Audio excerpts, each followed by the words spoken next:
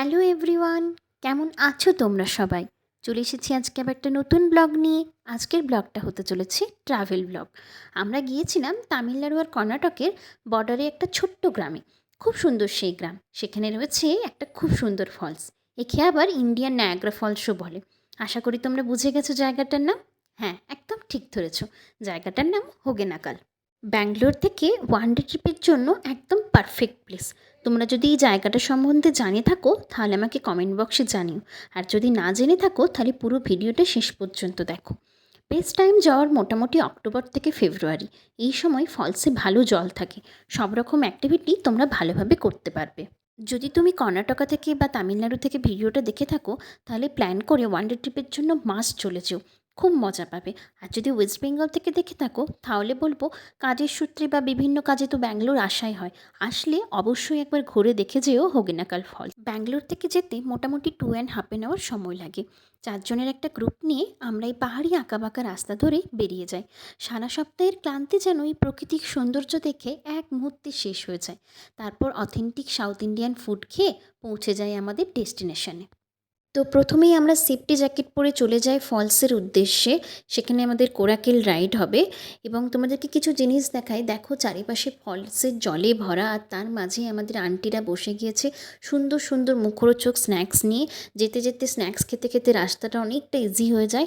আর এখানকার মেন আকর্ষণীয় হলো স্পাইসি ভাজা মাছ। হাইলি রেকমেন্ডেড, টেস্ট করে দেখো, ভীষণ ভালো খেতে।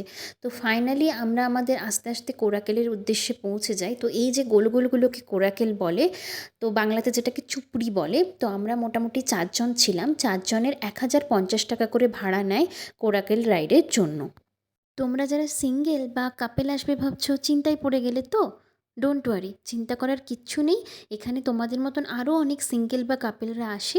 তাদেরকে তোমরা তোমাদের কোরাকেল রাইডের জন্য শেয়ারিংয়ে পেয়ে যাবে।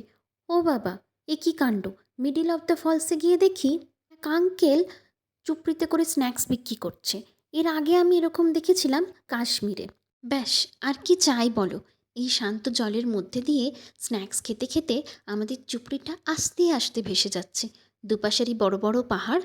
বলে রাখি, এই পাহাড়ের পাথরগুলোকে আবার পৃথিবীর সবথেকে পুরনো পাহাড় বলা হয়। আমরা ধীরে ধীরে মেন ফলসের দিকে চলে এসেছি। এটাকেই বেসিক্যালি কর্ণাটকা বা তামিলনাড়ুর বর্ডার বলা হয়। নদীর জল নিয়েই আবার দুটি রাজ্যের মধ্যে কত ঝামেলা। বাই দ্য ওয়ে, ক্যামেরা বা মোবাইলগুলোকে খুব সাবধানে রেখো, নাহলে ফলসের জল ঢুকে নষ্ট হয়ে যেতে পারে। দরকার পড়লে একটা এক্সট্রা প্লাস্টিক নিয়ে যেও সঙ্গে করে।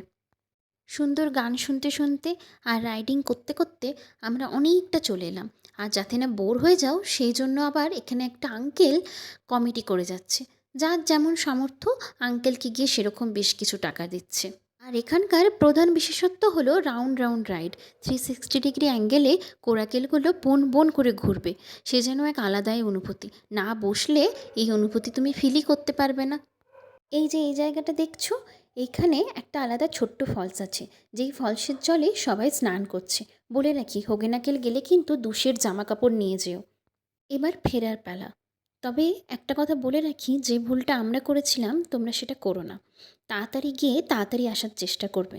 নাহলে পুরো 25 থেকে 30 কিমি পর্যন্ত অন্ধকার রাস্তা।